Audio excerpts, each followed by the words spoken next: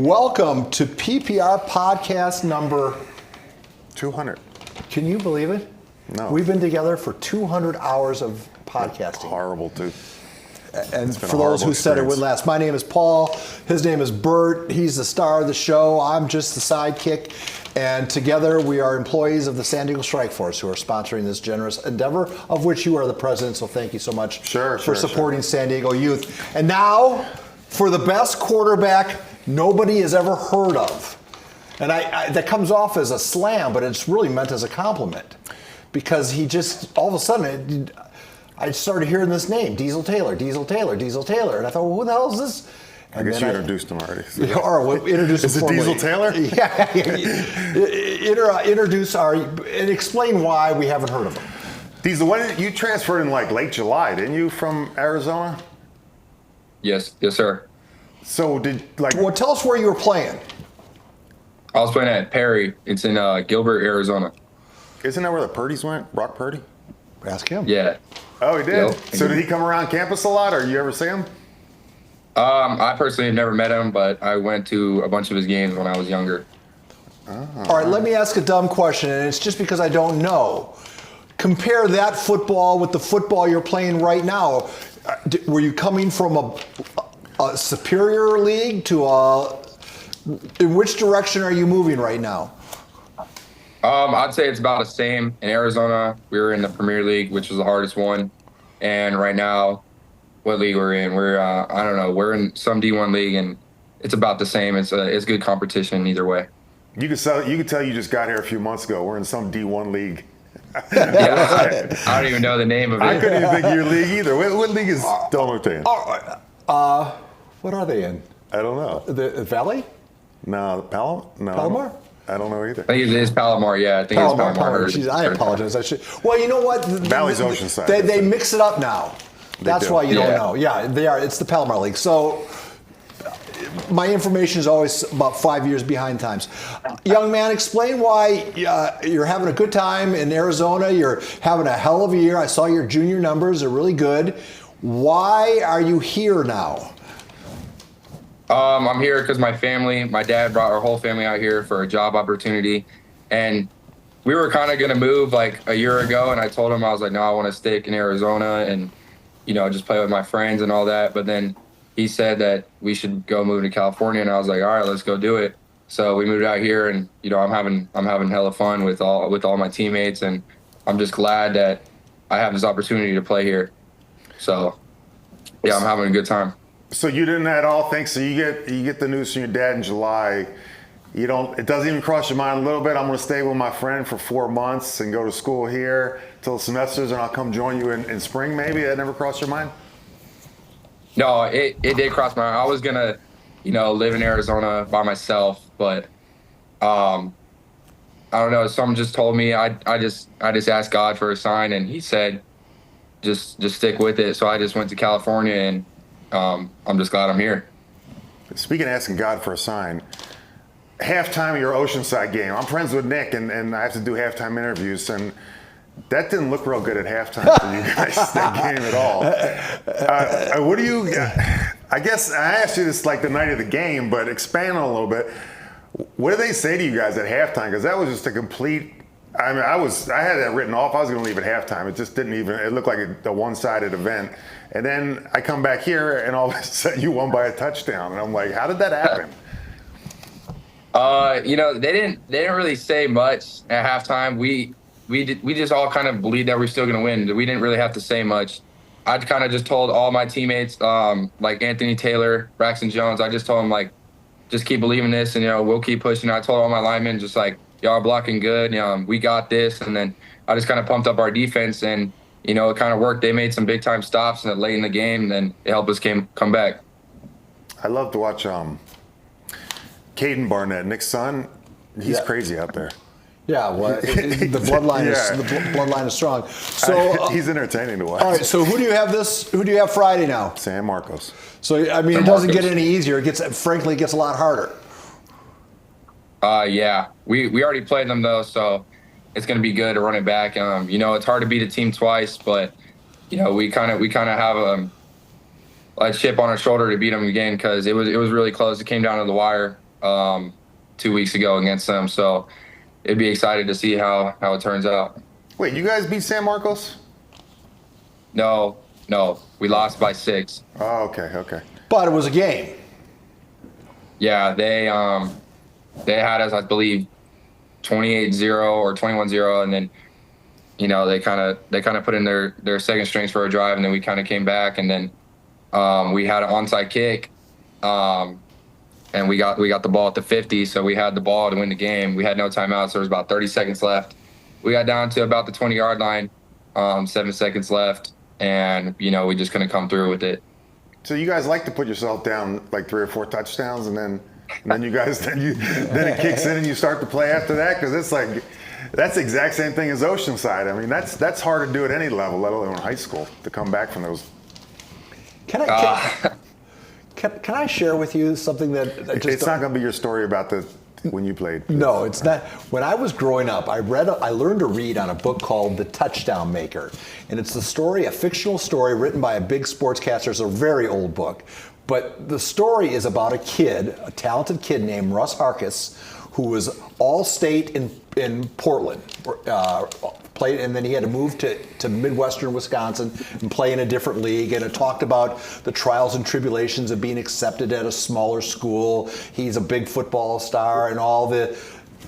Diesel Taylor is the contemporary Russ Harkness in the story Touchdown Maker. Have you had any issues as it relates to being the outsider, being fit in, or does being the star quarterback make that transition smoother? Excuse me. No, I've had no issues. Ever since I came to Del Norte, they just accepted me as family, and I really think our team, there's a certain bond that I haven't had in any other team. So I haven't had any issues. No matter if I was the quarterback, a backup, anywhere, they just accept me as family, and I love my teammates for that. Have you ever heard of that book, The Touchdown Maker? Of course that. But no. You know what I'm going to do? I'm going to send it to you because it's an adorable story about how he walks in and he's so cocky and he doesn't even want to try out for football because it's beneath him. And then the team. I never met my grandfather, but this is what I feel like it would be like right here if I'd ever met him. You fill a gap for me, a void. I think that's why I come back here every week. You know what? I'm going to give, for both of you, I'm going to get you a Christmas present. It's going to be The Touchdown Maker, and I expect you to read it cover to cover. Because yes, a BB gun, a fishing pole, too. All right, I digress.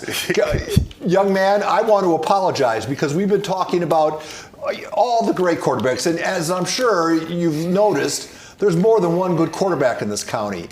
And yet, here you are standing 6'5", you weigh 220, you have all the metrics, you can throw the ball as well as anybody, and we've kind of left you out of that conversation. So I want to apologize for that. And then two, how do you see it? What's the pecking order of quarterbacks in our county?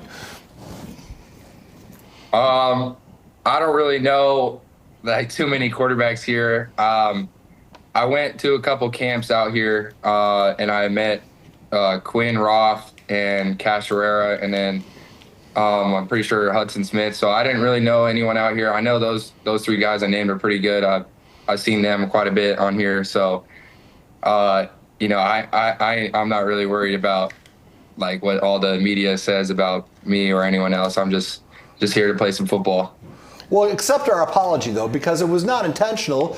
Man, you just slipped in under the...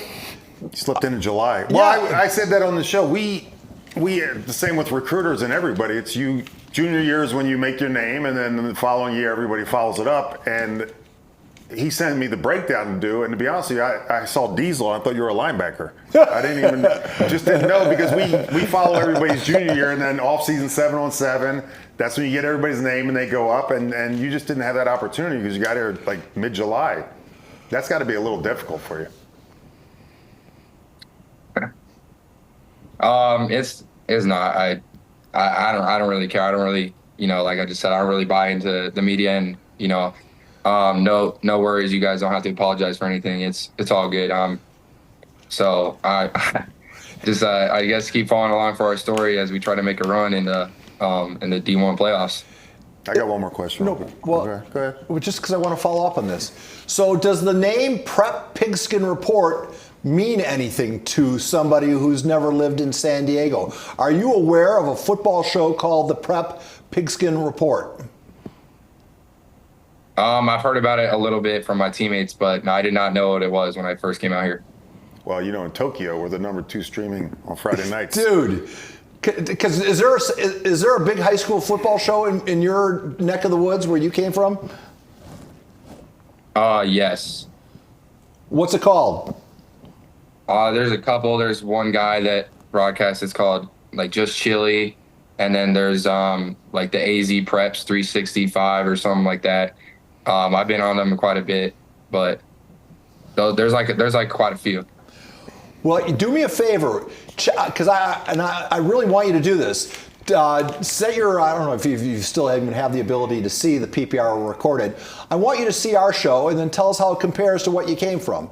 See which one is more. Why don't you invite him to the gala? Then you can see the whole. Well, I'm going to invite him to the gala, but because you get so defensive over this. No, I'm not defensive. Everybody that brings up that doesn't say it's the greatest show in the history of the world, you get defensive and then you start going off. Remember, you're on a week-to-week contract. I know, Grandpa. I got a question real quick. So, I'm assuming, Diesel, that your favorite quarterback's Tom Brady because I'm seeing him in the background there. Is that true? Yes, that's my favorite quarterback. And now that he's gone, who's your favorite quarterback now? Josh Allen? He's up there. I kind of like Joe Burrow. I just like his swag. Well, which one? Describe your game, because you're pretty mobile for a big, tall kid. And Tom Brady certainly was never. He never did it. He did it with his mind and release and stuff. And he was kind of like him and Peyton were the guys that could see it right away and find the open guy. But you're more of a move around, just out of necessity. Sometimes you're running for your life. So, what quarterback do you identify with as a similar style? Probably Josh Allen and Joe Burrow. So, those are the only ones that are, similar body type and they move around. Out of Arizona, my quarterback trainer, Mike Giovando, he kind of like embraces everything about Tom Brady, but the game has changed nowadays, so you got to be mobile. So those are kind of the two quarterbacks that I watch that can escape the pocket and make plays and extend plays. So I always wondered, you sound like you're pretty competitive, and then watching you Friday night, pretty competitive. What do you do in the off season when you're on football as a competitive outlet? Do you play other sports? Do you play golf? What do you do? Video games? I do all that. I play golf with, I played golf a lot with my teammates back home in Arizona. I haven't really got the chance to golf out here, because I'm not doing that in season, but I do play basketball, go play pickup. Actually, this year I'm going to play basketball for Del Norte. I didn't really get to play at Perry, but yeah, I kind of just do a lot of competitive things. I play video games. I have with our teammates. So, I am a competitor, so I like to compete in like almost everything I do. And yeah, that's basically it. I just like to just compete. Where is Perry located? Is that outside of what's the nearest big town? Chandler. It's like south of Phoenix. So south of Phoenix. So you're in the spring training capital of the world, basically. Isn't there a bunch of for baseball? Is there? Yeah, isn't there a bunch of spring training teams? I don't follow baseball. Somebody's in Chandler, right? Really? Yeah, I think so. So how big was your school? How many kids? I think there was about 5,000. Oh, so it's a big school. It's just like the Russ Hartnett story. Oh. He came from a big school too, and Del Norte is what, about 1,000? I have no clue. He doesn't know. He doesn't know what league they're in. You ask him what their enrollment is. What a weird deal you're going through. I mean, you kind of. It's like an after-school special back in the old days. Yeah, man. I mean, like. He doesn't know that. Do you know what the mascot is there? Yeah, it's a Nighthawk. It's a bird. I'm just checking. All right, I have another question because you'd be the perfect person to ask this because you won't be biased. Nick Barnett always goes on and says how academics at Del Norte is like Ivy League compared to other schools. Is that true? Is it harder than Perry, or is it not harder than Perry? It is for sure harder than Perry. Oh, it is? It is hard. You Yeah. just don't want to get in trouble. That's why you're saying that. No, it's actually really hard. Oh, Nick All right, wasn't lying. So then, I'm assuming with your skill set, The phone rings a lot. Have you committed yet? No. And are you making visits? Well, where are you in the next level decisions? I'm nowhere close. I have no offers currently. How is that possible? How can I watch you and say? Because he's in our town and we didn't even know about him. I mean, it's kind of. Oh, dude, someone's gonna if someone comes in on late, they're gonna score a hell of a quarterback. So what would you do? You thinking like JC would you do, or walk on somewhere if it doesn't come through, if you don't get an offer, which I think you will, but. I was thinking about walking on. I've been seeing a lot of things about they're not going to allow walk-on, so I don't know if that's true, but if there is an opportunity, I will walk on. And then if they ban that, then I'll just have to go down to the lower leagues and play JC and then just hope I can come up. Holy moly. So like Sean Lewis. Coach Who's Lewis? The other one, the kid from Kearney said he was walking on in there? Brody Stump. Brody Stump said he was walking on. Brody Stump. State too. Brett, what's your name? Burt. Burt always notices what's on the wall behind our guests, and he mentioned the Tom Brady poster, what looks like a signed jersey, and then you have the Kobe Bryant, the Mamba quote. You're sitting in the center of two very special athletes. Are there any similarities between them and yourself, or are there similarities that you hope to cultivate in the time as you grow up? Yes. So Kobe, he's my favorite player to play basketball, and I read kind of a lot of his books and I listen to them, and I like how everyone likes his mentality. And he's a big competitor, just like Tom Brady, who's also my favorite player to play football. And I like to just see myself as a big competitor, just like them. And in the off season, they were always training. They got a good diet. They had a good workout plan. So I kind of just base myself to like what they had. And I want to be just like them and, have an impact on the league someday. You know what high school Kobe Bryant went to? No. Come on. Lower Marion. Little known fact, I got thrown out of there freshman year. They said I stole some football equipment, but I didn't. Just says I didn't. So Burt's from Philly, and who do we have on that's always the former San Diego Clipper, now leadership coach, just came out with a book. He went to lower. Brogan.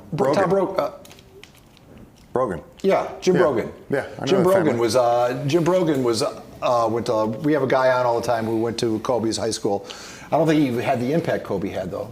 No, but he getting off subject here. You don't know this either. Now I talked to my grandpa for a second. We lived in the same neighborhood. We're only probably. You and Brogan did? Yeah, probably 6 blocks away from each other.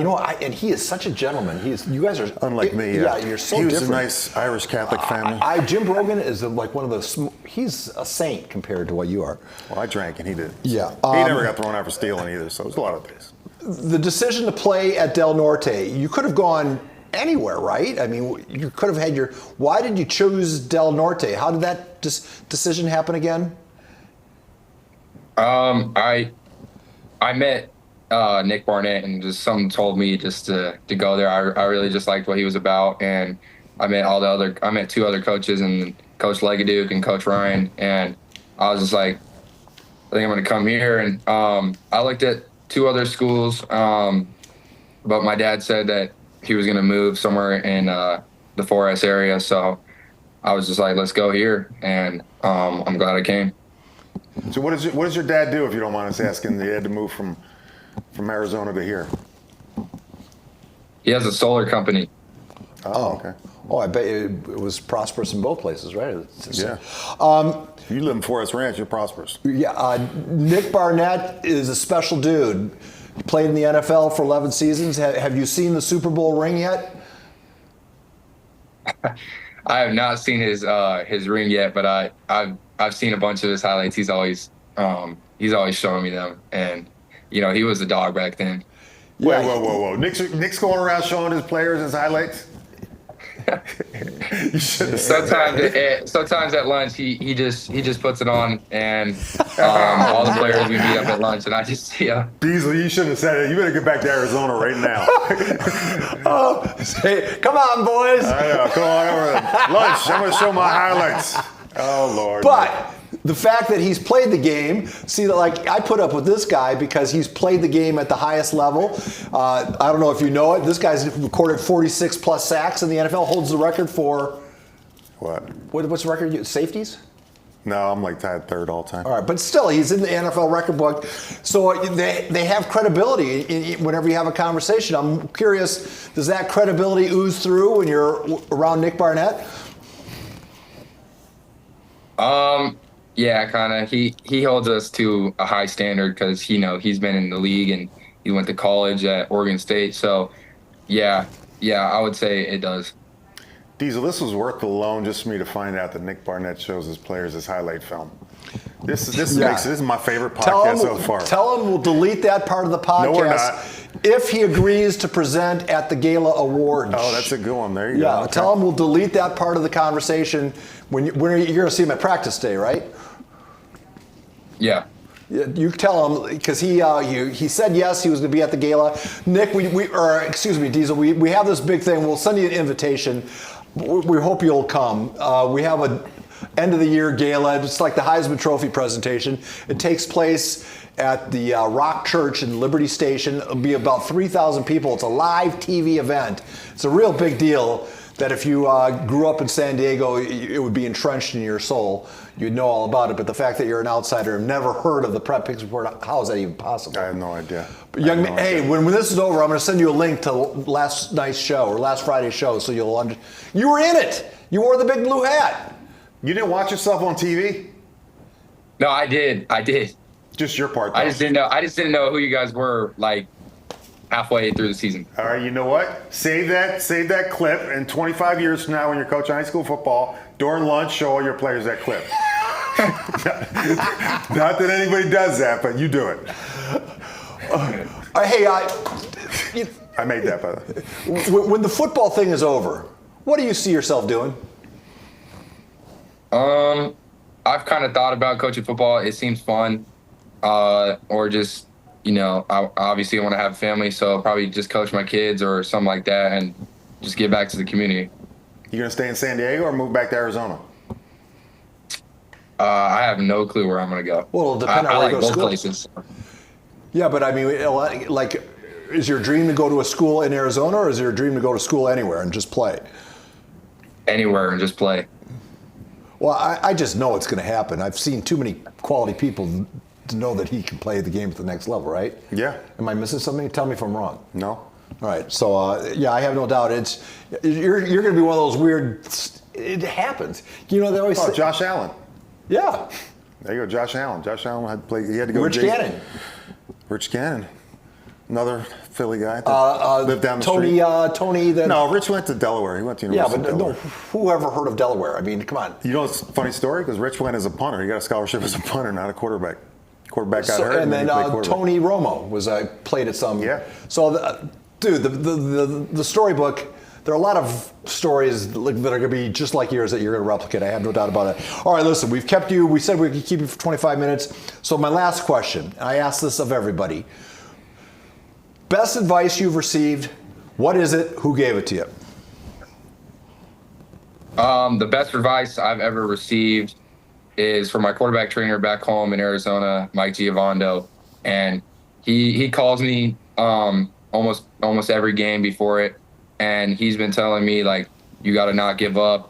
If you're down, just keep going. And, that's kind of happened in the past two games, and it's worked. So he's one of my biggest mentors, and also my dad is my other big mentor. So they've kind of just gave me the best advice. And I would say my dad has gave me some good advice about my training and how I got to sacrifice, like hanging out with my friends sometimes to get what I want in the future. All right. Well, it's been. I appreciate you giving us 25 minutes to get to know you a little bit. And again, we're late to the party, but at least we got there. So we're very much on the Diesel Taylor train, if you will. And do you need anything from Diesel? I need your. Do you have his phone number? Yeah. So you're going to get his email. Oh, I know what I need. I need pictures of you training with your dude, Gio. Pictures that you own that I won't get sued for putting on social media. This is how it works, Diesel. We're going to post this on YouTube in about 2 hours' time, and then we start clipping it up. Follow me on Instagram. I'm PPR Papa Pig, both on X and Instagram, and I'll tag you at all those places, and we start clipping it up and putting pictures over the top of it. The ones I'm going to use are the touchdown maker and Nick Barnett. So any pictures you have of you and Nick, and any pictures you have of you and your trainer, and any pictures you have of you at your old high school that you could send us, as well as any pictures you like of Del Norte, if you could email them to me. I sent him yours and Maddie's email. You're going to send them to 2 email address, and if the sooner you can get to that, the sooner I can get this off my plate, because I want to get all these things posted later tonight. Young man, I wish you nothing but success. We are grateful that you made time for us, and we will give you an invite to the gala so you could witness what I think is a pretty one-of-a-kind high school football TV show that you won't really fathom. You can't fathom it until you're there and experience it. So I hope you come and hang out and check it out. So until then, have a great day and happy Veterans Day.